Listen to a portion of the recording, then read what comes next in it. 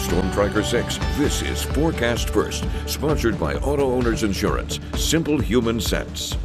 Earlier this morning, we were dealing with some clearing across mid-Michigan. Notice that situation has changed. Mostly cloudy conditions currently being shown on satellite and radar across our area and across much of the state this Thursday morning as well. Temperatures cooling down into the mid to upper 40s mainly, a few outliers including 42 degrees in Owasso, 43 our current temperature in Ionia and Howell. The warm spot, low 50s, still holding on over in Adrian.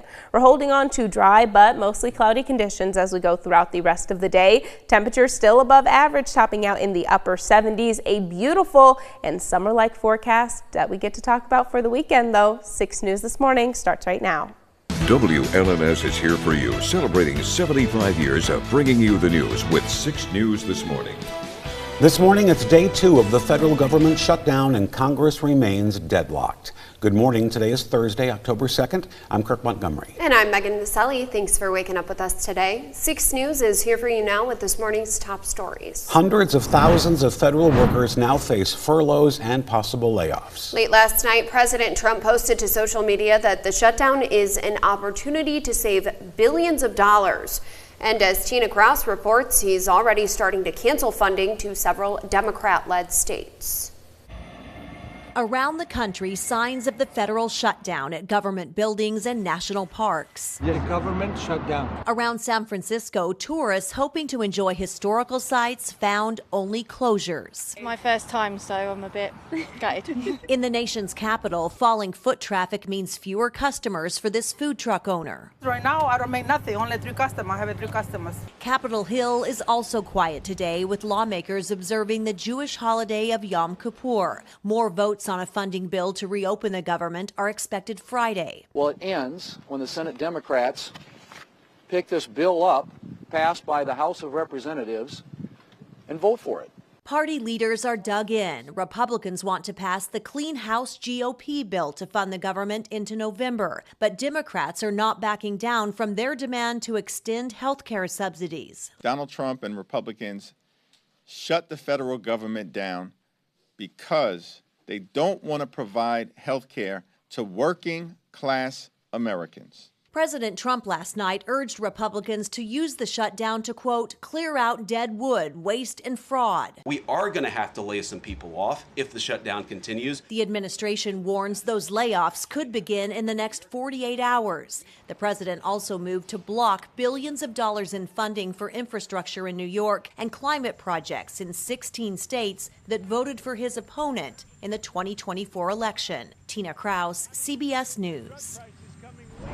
And here in Michigan, Governor Gretchen Whitmer sent a letter to superintendents across the state calling on school districts to still include free meals for students while the state budget is being finalized. The state government is currently operating on a 1-week continuation deal in order to avert a shutdown. Meanwhile, Governor Whitmer and State Superintendent Michael Rice are telling public school districts to do what it takes to feed students and continue the Free School Meals for All program. Whitmer and Rice also say that the importance of free school meals is a bipartisan agreement between legislators. The U.S. Supreme Court decides Lisa Cook can remain as a Federal Reserve governor, at least for now. In a brief unsigned order, the High Court said yesterday it will hear arguments in January over President Trump's effort to remove Cook from the board. By deferring a decision on the president's bid for emergency relief, the justices are letting the MSU professor take part in the remaining 2 Fed meetings this year.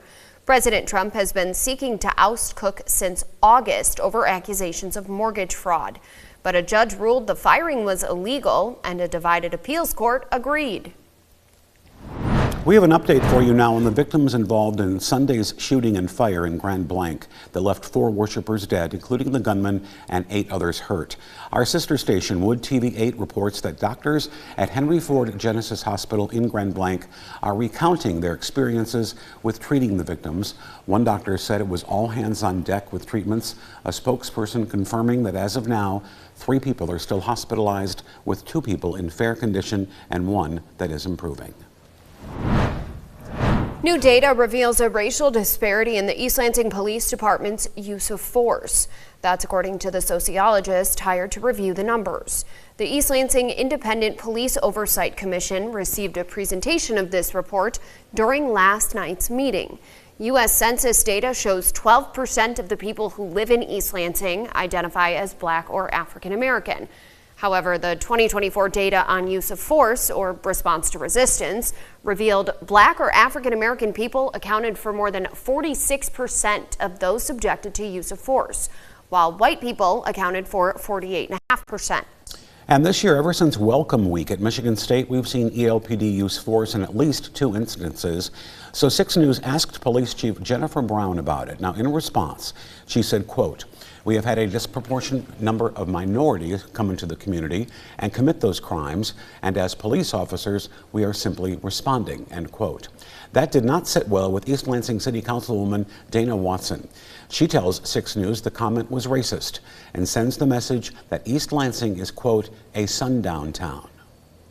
If the cops see you as a Black, brown, or Indigenous person in the community after sundown, then they're gonna help you understand that this isn't where you should be. You're not from around here. Now Watson is calling for an investigation into the police department. 6 News reached out to Chief Brown, who declined to comment.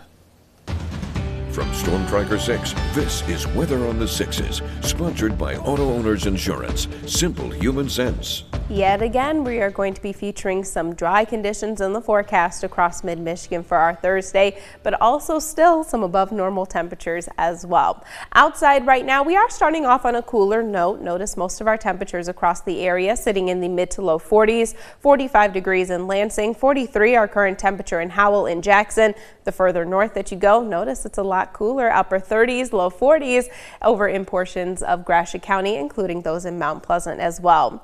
We did see some partial clearing across the area this morning. That's why our overnight lows are starting off on a cooler note. But notice mostly cloudy conditions currently showing up on satellite and radar across the region. Still a lot of dry weather to talk about across the entire United States, which means the dry conditions we've been experiencing, well, they're not going to be going anywhere anytime soon.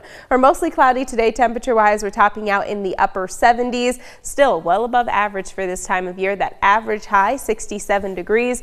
We are going to be right around 19, 20 degrees above average as we move into the weekend, talking about potentially record-breaking heat across the area. Awesome.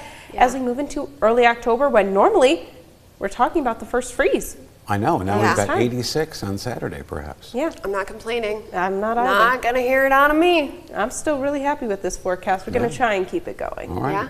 All right. you. Thanks, Kendall.